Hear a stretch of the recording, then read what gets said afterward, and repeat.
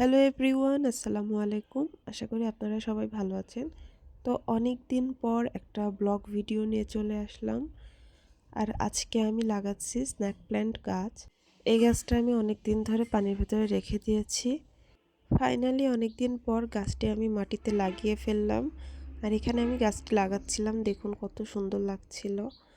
আর এই গাছ আমার কাছে অনেকগুলোই আছে, শুধু নেই সাইডে হলুদ থাকে না, ওই যাত্রা।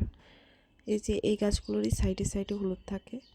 যাই হোক, ওগুলোও খুঁজে পেয়ে গেলে লাগিয়ে ফেলবো। আর আপনারাও আমাকে সাজেস্ট করুন আর কি কি গাছ লাগালে বেলকনিতে রাখলে সুন্দর লাগবে দেখতে।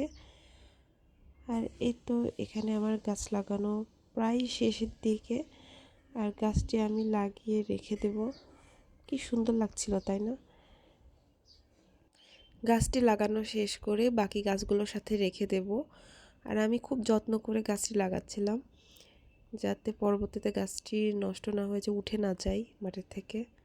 আর এই তো আমার গাছ প্রায় লাগানো শেষের দিকে। গাছটি লাগানো শেষ হয়ে গেলে বাকি গাছগুলোর সাথে রেখে দেব।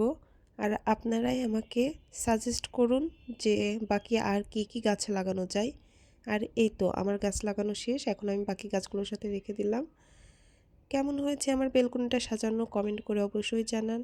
আর অবশ্যই আমাকে গাছ সাজেস্ট করতে ভুলবেন না। Thank you.